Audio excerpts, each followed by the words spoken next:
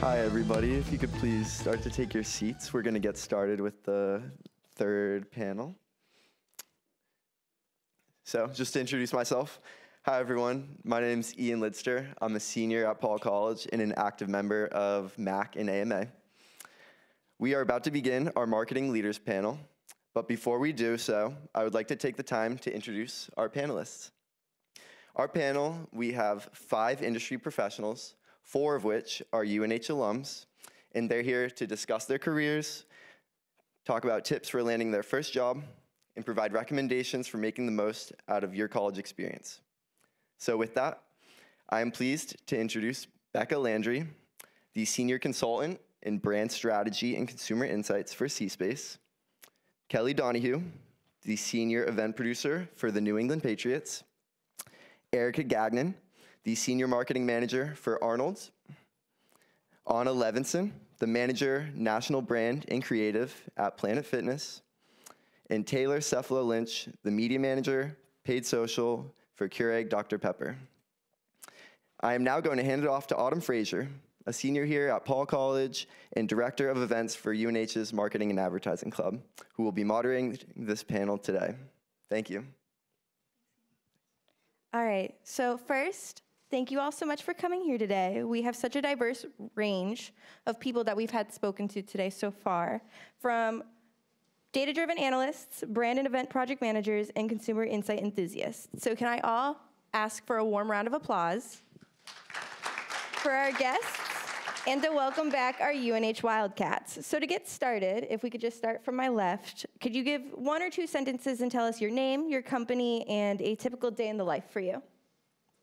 Hi, so I'm Kelly, and I work for the New England Patriots, and also for an organization none of you guys have ever heard of called 616 Events, and that is an event company that the Crafts own to plan their family parties or events like the upcoming Tom Brady Day, if anyone saw that. So we specialize in events that are either such a large scale that we need the crafts to be represented in the media correctly, or we're building private function spaces at their homes. So no 2 days of mine are ever the same, but the common theme of most of my days is working with vendors who specialize in building structures, and the engineers who can help us build structures at people's private homes, or we just turned the Apollo Theater a couple weeks ago in Harlem into a museum for an event, and then we work with rental companies. So most of my days are spent brainstorming with the vendors. We come up with every idea under the sun, like how do I suspend a bar from the ceiling and have the DJ like hanging upside down from a shipping container.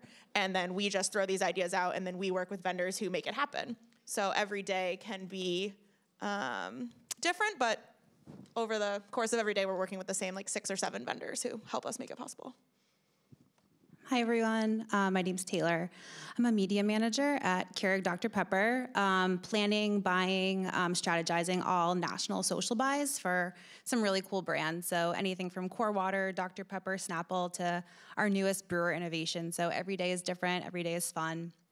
Also get to work hand in hand with the biggest social partners that are out there today. So, you know, being able to test the newest TikTok ad format or the newest AI coming out of Snap. So a lot of really cool, fun projects I get to work on.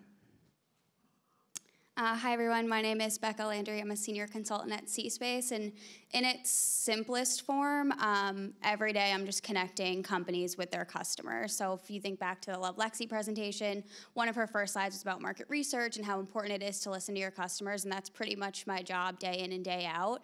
I work in primary research, mostly qualitative and some quantitative, and just connecting, listening to customers, bringing that back to the companies and making sure that the voice of their customer is heard and at the forefront of new products, campaigns, things like that. Hi, everybody. My name's Anna Levenson. I think I'm the only non-UNH alum, but very happy to be here. I am the manager of brand and creative at Planet Fitness headquarters. So that means, like many of you, my days are never the same, and they're always changing, which makes it really fun and keeps it interesting. But I'd say generally I am doing something revolving around creative. I'm reviewing creative, whether that's a form of a creative brief or strategy, to concepts, to scripts for our commercials, to actually reviewing those TV commercials in post-production and getting them ready to go out the door to air on our media channels. Hi everyone, I'm Erica. I'm super excited to be back here today. I work at Arnold Worldwide. We're a full service advertising agency. I specifically work in the account management department. So like the lovely ladies up here, my day-to-day is never the same, but generally I work with our clients. I'm kind of the key day-to-day contact for them, as well as our internal team members. So we work with everyone from strategy, creative, production, our business affairs team, and then we also work with our media partners, kind of under the same roof, which is super helpful. But yeah. Thank you for that. And so since your guys' day-to-day is so different, what is some of the things that you find most rewarding about your job? And then conversely, what are some of your pain points? So one thing that I'm fortunate for is the best part of all of my day is if I leave the building, I can probably run into someone who's traveled from Alaska and it's their first time seeing Gillette. So like one really fun thing for us is we can make someone's best day of their life by just like walking out the door, like letting someone like come on the field with their like 7-year-old because they've knew Tom Brady's played here and they just traveled across the whole country. So that's like really rewarding, which sometimes I forget, like I'm walking across like the field, just going to grab my lunch, where people travel near and far to like see Gillette Stadium, which is very, very rewarding. The hard part of that is if I'm trying to get my lunch, there's people who would like to come on the field every day. So one of our biggest challenges is obviously we're not doing great right now, but you know, new regime. So right now our marketing is very challenging because people aren't knocking down our door because, you know, we're not really winning anything. So that's been a challenge. I would just say working in a CPG brand, one of the most rewarding things is surprising and delighting consumers with new products for them to consume, and showing up in really cool and unique ways within media with those new products. That same token, it's a really crowded space on social media, especially in the beverage space. So that's certainly a challenge, trying to break through, be top of mind aware to our consumer. I would say that actually having my day not look the same day to day is probably one of the most rewarding things of my job.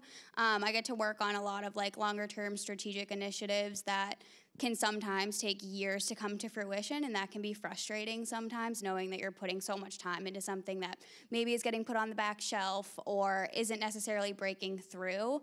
But on the flip side, like sometimes we get to do really fast projects and see the logo that was winning in customer research on TV the next week. So the balance is really nice. There are many rewarding parts of my job, I feel, but knowing that Planet Fitness makes fitness accessible to really anybody, that's our goal. We want to make everybody feel welcome. So being able to see those member stories that sometimes we get back on social media, and then our PR team and our social team will hunt those people down and do kind of a member spotlight on them. But just hearing how we were there to support them in their fitness journey and how we've changed their lives is super rewarding, and also totally different, but just the relationships that I've built through work. Some of my closest friends are people that I work with, partners that we work with, and just having those relationships, you know, through the ups and downs. Sometimes things get crazy, and reminding each other that at the end of the day, we love working through the challenges and we have each other there is very rewarding. I'd say for me, working at an agency, kind of starting out, you get to work with a lot of different types of people. You kind of get exposure to a lot of different departments, kind of seeing what you like, as well as different clients, and seeing kind of what industry of clients that you like working for. And then in those said clients, you kind of get to work on a range of products from, you know, digital, social, radio, TV, out of home. And you just kind of get exposure to a lot of different mediums, which is really great. On the flip side of working in an agency, there can sometimes be some really long nights. It's a pretty strenuous industry, lots of ups and downs. As we had heard earlier, the tenures for CMOs are getting lesser and lesser, which means higher agency turnover. So it's just a different kind of on the flip side, there's different stressors. Nice, thank you for that. And so I wanted to dive a little bit deeper. So you guys were just in our shoes recently. And so I wanted to get a little personal. What is an example of a project that you've worked on recently or past that you're most proud of? Okay, so to my core, I'm a party planner. So we had a crazy event in Miami. It was a 3-day extravagant, over the top, and I don't know if anyone here has heard of a king tide, but we planned 3 days outside. We spent 3 days building this amazing, we were supposed to make it look like Italy on this beach in Miami, and there is a king tide, which is, I think it's high tide, a full moon, and like a tropical storm, or something like that. So it was supposed to be completely outside, and all of the guests were flying from Boston, and they were about 3 hours out when we got the news that it shifted, that this king tide was going right for us, and we had about 5 hours to redo an event that just took us 3 days. And luckily, like I talked about, our vendors, we have such good a relationship with them that we figured out a celebrity's home. They let us borrow it, and we called all of our contacts in Boston who got us there, Florida, or as close as they could, or someone who knew someone, and we rebuilt an event in 4 hours.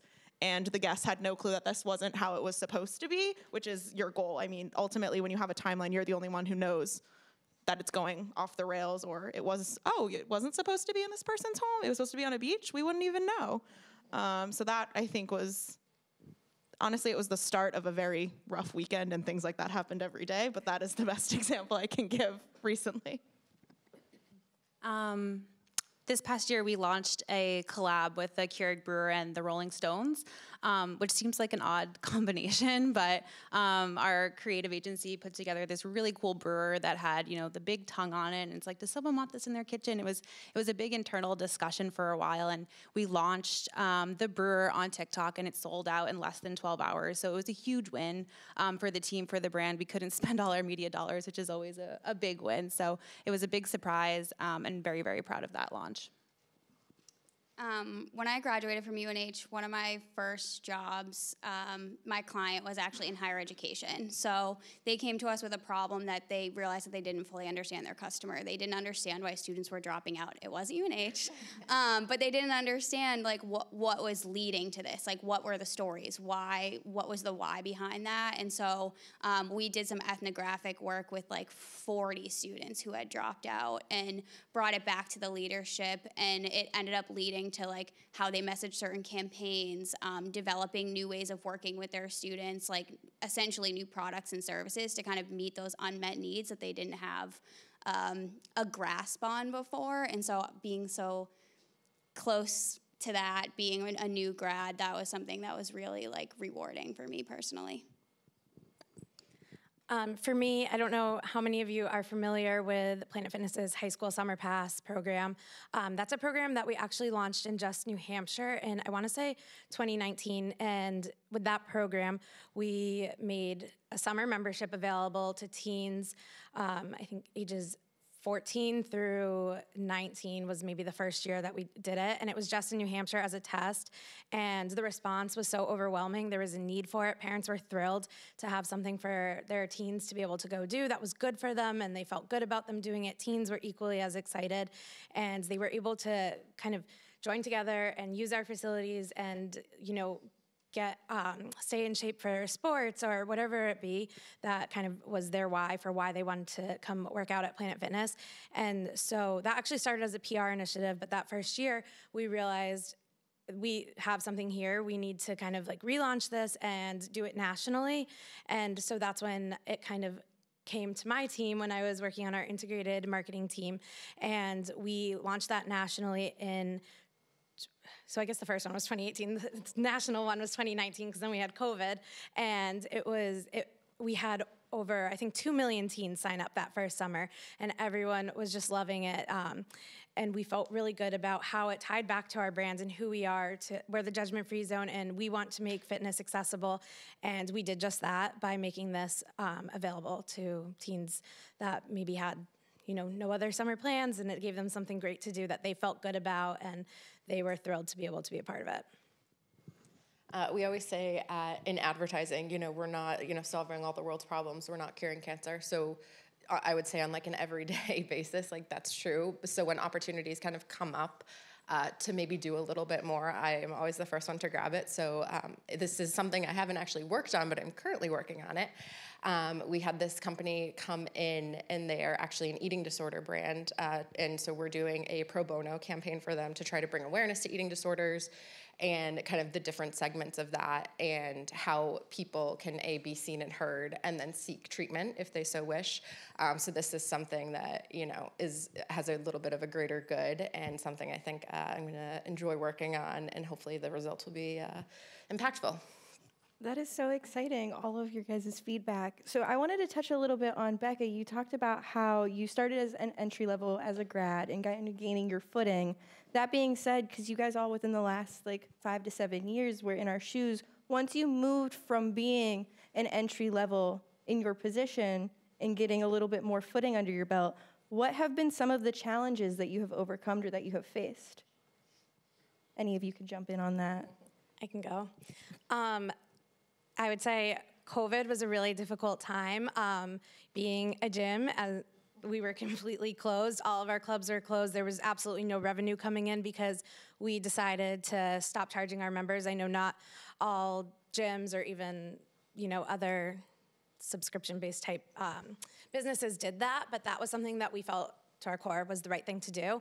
So there was no revenue coming in, and then that year, so at that time I was sitting on our integrated marketing team overseeing brand partnerships and sponsorships, so I was working on our New Year's Eve sponsorship, and part of why that was so successful was because we had so much brand presence in Times Square, and we partnered with ABC, Dick Clark Productions, to make sure that that brand presence that's on the ground in Times Square is picked up on broadcast.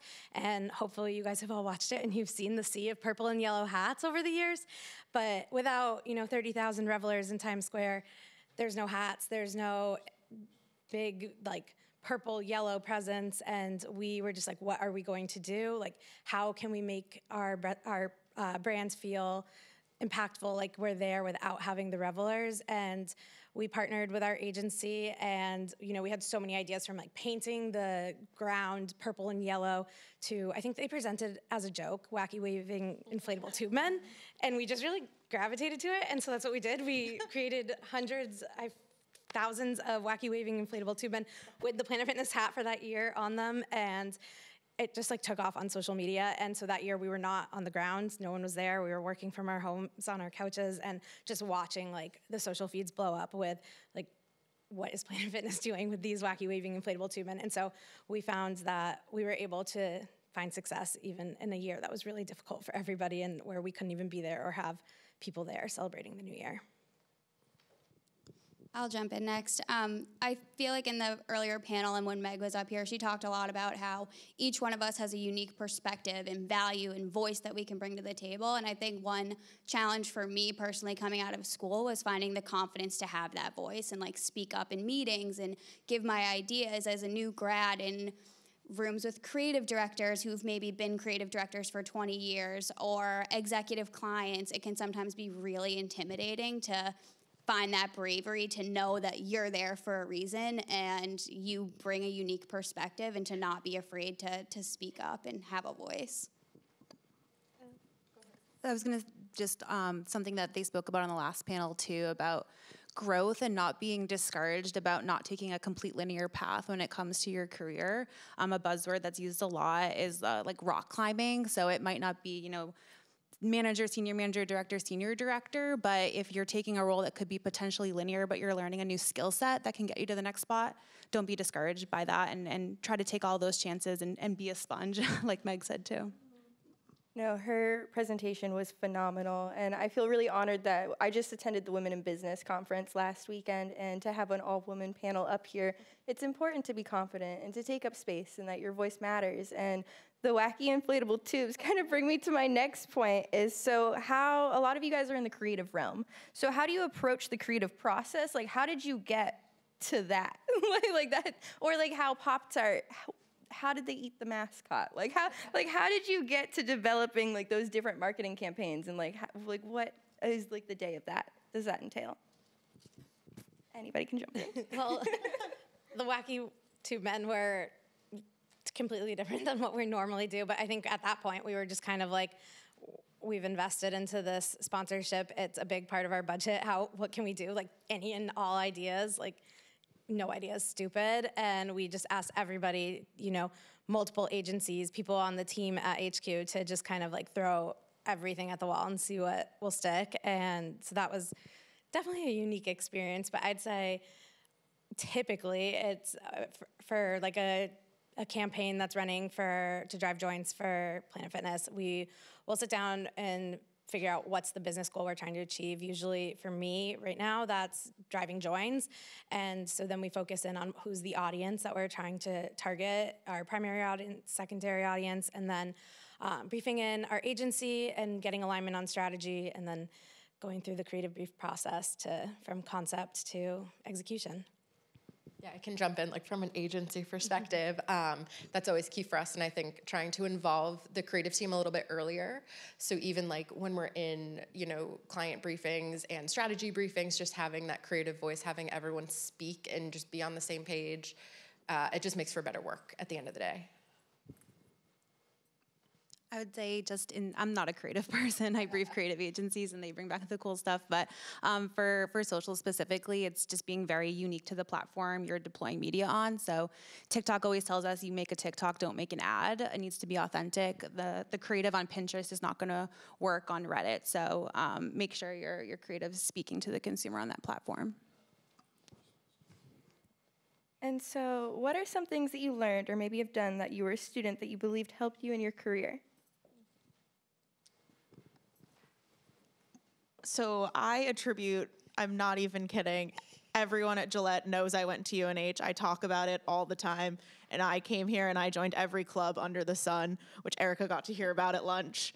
Lots of clubs. There is everything here. Like, you can choose to do nothing and you can choose to do everything. I went to a charter school with 28 people from 3rd grade until I graduated. And I came here and I was like culture shock.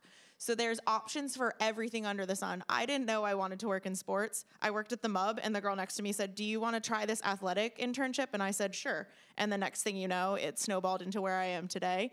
And I joke that as a party planner, I should probably know how to set a table, but I didn't take any of the hospitality classes. So sometimes I have to remember which side does the fork go on. But as someone at the level I'm planning these events, I should probably know that.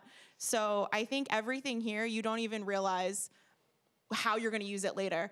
One of the biggest things I'm known for at Gillette is how good I am at Excel. And freshman year, they made us take a class, which I graduated like 12 years ago, so I don't know if you guys still have to do this, but we had to take a Microsoft Office course, and you like watch the little mouse like click through PowerPoint, and you feel like it's so dumb, but it's actually so helpful, strangely, but you don't maybe realize it till 8 years later. I mean, I genuinely had to show Jonathan Kraft how to do something in Excel a couple weeks ago, and he was like, "Wow, thank you so much." And I was like, "Job security, yes." Like, because I know how to do a formula. Like, nothing crazy, and you just don't realize what you're learning here. Someday it will come in handy. So that's for me anyway. When I was here at UNH, I was a part of AKSI. So if anyone's part of AKSI, there's a lot that goes into it, but you have to be really comfortable speaking and just networking and getting to know people. And so I think that definitely helped me a ton when looking for jobs and internships, like just kind of going up, introducing yourself, like finding common ground, and then kind of weaving in a little expertise and trying to network a little bit. I obviously didn't go to UNH, but I feel I had many opportunities that are kind of similar to what you guys were doing today with your, I'm going to butcher what it was, but the real world presentations that you were doing that I was learning all about at lunch. And those I found super valuable because they kind of give you that real life kind of immersion a little bit, and you get to work with brands. So I feel that's super valuable, and there's many takeaways that you can have from that. For me, also internships were really huge, which I know many of you are doing, but learning more of even what you don't want is just as important as finding what you feel is the right fit and what you're passionate about. I started interning in PR and communications, and I learned quickly not what I wanted at all. But it was important to get me to where I am now. And so for our last question, before we open it up to questions with our audience, what is one piece of advice that you can give students who are looking to start a career like yourself? And what can students aim to lean into or learn more about to help differentiate themselves? So for people who want to get into sports, someone once told me there's 6 degrees of separation for people. In sports, there's 2. And that is so true. No matter what it is, somehow, whenever we're planning something, who do we know at the Red Sox? Who do we know at the Seattle, like whatever? So everyone, networking is like so important. Right before I came here, I actually met up at the WIT with my first mentor here that UNH matched me with. He happens to freelance now for hockey games.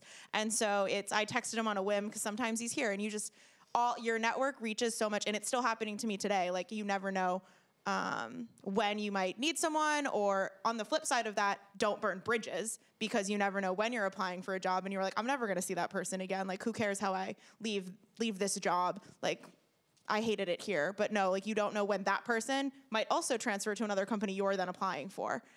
So it's kind of a double-edged sword.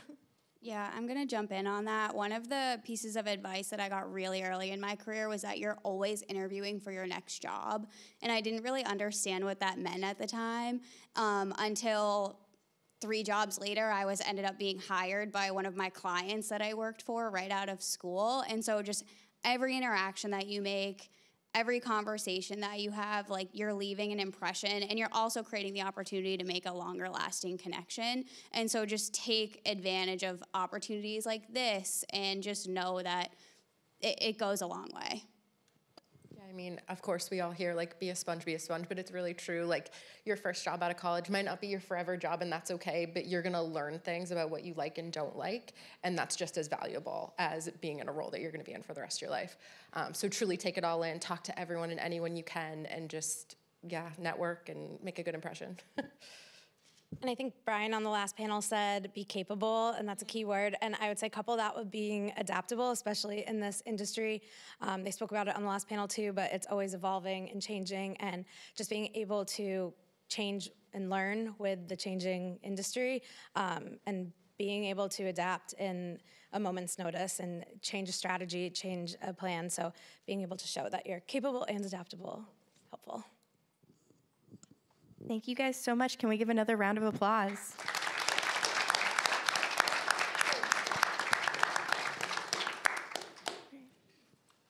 And then we'll open it up to questions.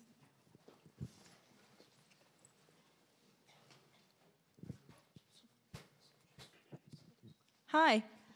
I think it's great that the Planet Fitness thing was tested in New Hampshire, and I did it for 2 years.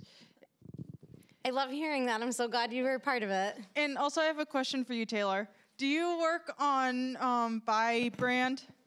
Yes, yep. I did a marketing research project on Buy brands for my class marketing research with Shawili Do, and I'd love to tell you more about it. Yes, let's definitely chat after this. I would love to hear it. What is your favorite brand to work with in the Keurig Dr. Pepper brands? That's a really good question. I would say our brands like Dr. Pepper and Snapple have the funnest creative, which is really fun to put into market. But I'm a big coffee drinker, so I'm more partial to our coffee brands and our brewer business. And also another question, since Bai is marketed as being a health drink with many health benefits, and since it has low calories and natural ingredients, would you guys consider getting it USDA or making it fall into the category of USDA organic and potentially having it placed in Whole Foods? That's certainly above my pay grade and out of my department, but it sounds like a really smart idea and where the brand should be headed. I just want to first say thank you for all of your unique insights. It was very interesting hearing like such a diverse background of industry experience. You are all young women leaders in the industry. How do you overcome the potential boundary that you might face in your professional lives, and what advice do you have for emerging young female leaders? I love this question. I found very early on in my career boundaries are super important, and I think COVID definitely blurred those lines a little bit when we were all home and kind of trying to strike that work-life balance. But it taught me the importance of it, and now I have 2 little ones, and it's even more important. They're like my #1 priority. So I think truly just like communicating that. It's also super helpful when my boss also has kids and there's that mutual understanding. And so I think just being open, honest, and keeping the lines of communication and just really standing firm but polite on those boundaries is super important.